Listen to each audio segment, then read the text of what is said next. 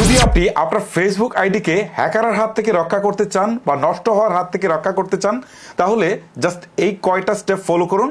তাহলে আপনার Facebook ID কখনো হ্যাকও হবে না, প্লাস নষ্টও হবে না। কোন প্রসেসগুলা কিভাবে করবেন চলুন আপনাদেরকে দেখাচ্ছি।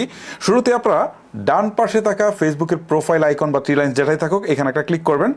তারপরে হচ্ছে সেটিংসের যে আইকনটা দেখতে পারবেন এইখানে একটা ক্লিক করবেন। ক্লিক করার পর আপনার সামনে এরকম একটা ইন্টারফেস চলে আসবে। এইখান থেকে পার্সোনাল ডিটেলস এইখানে একটা ক্লিক করবেন। পার্সোনাল ডিটেলসে ক্লিক করার পর নিচে আবারও পার্সোনাল ডিটেলস দেখতে পারবেন, এখানে ক্লিক করবেন। এখন দেখেন কন্ট্যাক্ট ইনফো দেখাচ্ছে, তারপর জন্ম তারিখ দেখাচ্ছে, তারপর হচ্ছে আইডেন্টিটি কনফার্মেশন দেখাচ্ছে। ওকে, সো এখান থেকে আপনার ফোন নাম্বার যেটা দিবেন সেটা সচল ফোন নাম্বার হতে হবে, কারণ এখানে যেন কোড পাঠাইলে সেটা যেন যায়। ঠিক আছে, যদি ফোন নাম্বার যদি আপনি পুরাতন ইউজ করে থাকেন তাহলে চেঞ্জ করে আপডেট করে নেবেন। সো কন্ট্যাক্ট ইনফোতে ক্লিক করবেন। ক্লিক করার পর একটা ফোন নাম্বার আছে, আপনি চাইলে আরও একটা যুক্ত করতে পারেন, আর আপনি মাস্ট বি একটা ইমেল অ্যাড্রেস যুক্ত করবেন। এই জন্য অ্যাড নিউ কন্ট্যাক্ট এখানে ক্লিক করবেন। ক্লিক করার পর অ্যাড ইমেল এখানে ক্লিক করবেন। ওকে, সো এখন আপনাকে যে কাজটা করতে হবে ইমেল অ্যাড্রেস দিতে হবে। দেওয়ার পর এখান থেকে আপনি নেক্সটে ক্লিক দিলে একটা কোড যাবে আপনার ইমেল অ্যাড্রেসে। সেই কোডটা এখানে বসিয়ে ভেরিফিকেশন করলে আপনার ইমেল অ্যাড্রেসটা যুক্ত হয়ে যাবে। ওকে, সো এইটা প্রসেসটা ইজি, আমি আর দেখালাম না, জাস্ট আমি এখান থেকে ব্যাক করে চলে আসি। এইভাবে আপনার ফোন নাম্বারটাও চাইলে চেঞ্জ করতে পারেন। ওকে, আমি ব্যাক করে চলে আসি। তারপরে এখান থেকে জন্ম তারিখ, এইটা কিন্তু বেশি ইম্পর্টেন্ট। যদি আপনার আইডি নষ্ট হওয়ার হাত থেকে রক্ষা করতে চান, কোনো কারণে নষ্ট হয়ে গেলে ফিরিয়ে আনতে গেলে এই জন্ম তারিখ লাগবে। আপনার এনআইডি বা পাসপোর্টে যে জন্ম তারিখটা আছে সেটাই এখানে হুবহুব দিয়ে দিবেন। ঠিক আছে, আচ্ছা। তারপরের অপশনটা খুবই ইম্পর্টেন্ট, সেটা হচ্ছে আইডেন্টিটি কনফার্মেশন। সো আপনার আইডি যদি কখনো নষ্ট হয়ে যায় কোনো কারণে, তাহলে এই আইডেন্টিটি কনফার্মেশনটা যদি আপনার চালু থাকে তাহলে কিন্তু আপনি আইডিটা ফিরিয়ে আনতে পারবেন, আদারওয়াইজ সম্ভবই না। এই জন্য আপনি আইডেন্টিটি কনফার্মেশনে ক্লিক করবেন। ক্লিক করার পর এখান থেকে কনফার্ম ইউর আইডেন্টিটি এখানে ক্লিক করবেন। তারপরে হচ্ছে প্রোটেক্ট ইউর অ্যাকাউন্ট এখানে ক্লিক করবেন। তারপর এখান থেকে আপনাকে পাসওয়ার্ড দিতে হবে। ঠিক আছে, পাসওয়ার্ড দেওয়ার পর আপনি কন্টিনিউ ক্লিক করবেন। এখন তারা আপনার হোয়াটসঅ্যাপে একটা কোড পাঠাবে এই নাম্বারে। সো এই কোডটা এখানে বসাতে হবে। ঠিক আছে, আমি আর যাচ্ছি না ওইদিকে। সো এখানে কোডটা বসানোর পরে আপনার হচ্ছে যদি পাসপোর্ট দিয়ে করতে চান তাহলে পাসপোর্ট, মানে আপনি যদি এনআইডি দিয়ে করতে চান তাহলে এনআইডি সামনে পিছনে দুই দিকের ছবি তুলতে হবে। পাসপোর্ট দিয়ে করলে পাসপোর্টের ছবি তুলে সাবমিট করতে হবে।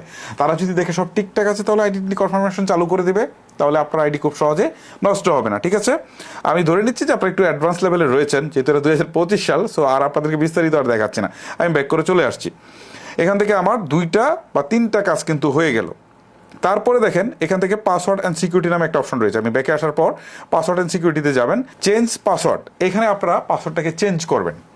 কেন চেঞ্জ করবেন? একটা স্ট্রং পাসওয়ার্ড দিতে হবে।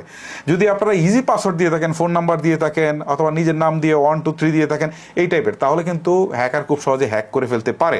এবং স্ট্রং পাসওয়ার্ডটা কীভাবে দিতে হয়, ধরেন কিছু স্মল লেটার দিবেন, কিছু ক্যাপিটাল লেটার দিবেন, কিছু বিভিন্ন নাম্বার দিবেন, যেমন 1 2 3 6 7 8 এই টাইপের কয়েকটা নাম্বার দিবেন, বিভিন্ন চিহ্ন দিবেন সাংস্কৃতিক, যেমন @ হ্যাশ, তারপর হচ্ছে স্টার, এই টাইপের বিভিন্ন সাংস্কৃতিক চিহ্ন ব্যবহার করে 8 ডিজিটের মিনিমাম পাসওয়ার্ড দিবেন, তাহলে এটা স্ট্রং হবে। এই পাসওয়ার্ড হ্যাকার সহজেই হ্যাক করতে পারবে না। তারপরের অপশনটা সবচেয়ে বেশি ইম্পর্টেন্ট, সেটা হচ্ছে 2 ফ্যাক্টর অথেন্টিকেশন। এখানে আপনারা ক্লিক দেবেন। দেওয়ার পর আবার আগের মতো বাকি স্টেপগুলো ফলো করবেন। 2 ফ্যাক্টর অথেন্টিকেশনে আপনাকে যে কাজটা করতে হবে, একটা ফোন নাম্বার চাইবে, ফোন নাম্বারটা দিবেন। দেওয়ার পর একটা কোড পাঠাবে, এই কোডটা এখানে বসালে 2 ফ্যাক্টর অথেন্টিকেশনটা চালু হয়ে যাবে।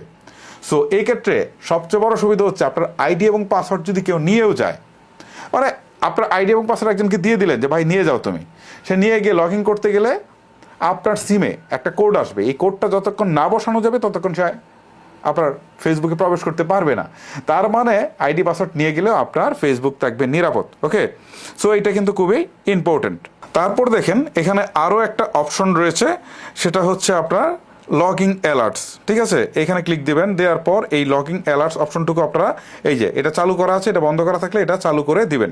ওকে, সো এই কয়টা সেটিংস যদি আপনারা আপাতত করে রাখেন, ঠিক আছে, তাহলে আপনার ফেসবুক আইডি কিন্তু খুব সহজেই নষ্ট হবে না। ওকে, আর একটা জিনিস আপনাদেরকে আরেকবার বলি, সেটা হচ্ছে এই যে পাসওয়ার্ড অ্যান্ড সিকিউরিটি যাওয়ার পর এখান থেকে আবার হচ্ছে পাসওয়ার্ড অ্যান্ড সিকিউরিটিতে যাবেন।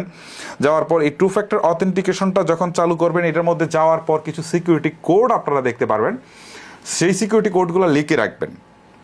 লিখে রাখলে সুবিধা কি, কখনো যদি আপনার ফোনে কোড না আসে, এই প্রবলেমটা কিন্তু অনেকেই ফেস করি, তখন কিন্তু আপনারা এই সিকিউরিটি কোডগুলো দিয়ে বা ব্যাকআপ কোডগুলো দিয়ে আপনারা কিন্তু আপনাদের ফেসবুক আইডিতে প্রবেশ করতে পারবেন। সো এই হচ্ছে মূলত ফ্যাক্ট। সো যে কথাগুলো বললাম এগুলো যদি আপনারা মেনে চলেন বা এই সেটিংসগুলো যদি আপনারা করে রাখেন তাহলে আপনার ফেসবুক আইডি কখনোই নষ্ট হবে না। তো ভিডিও শেষ করার আগে আপনাদেরকে বলছি এই ভিডিওটা হয়তো আপনার এখন কাজে না লাগলেও পরবর্তীতে কাজে লাগতে পারে বা আপনার ফ্রেন্ড লিস্টে থাকা অনেকেরই কাজে লাগতে পারে। সো ভিডিওটা আপনি আপনার ফেসবুকের টাইমলাইনে শেয়ার করে রাখেন। আজকের মতো আমি হিমেল আপনাদের কাছ থেকে বিদায় নিচ্ছি। দেখা হচ্ছে নতুন কোনো ভিডিওতে। আল্লাহ হাফেজ।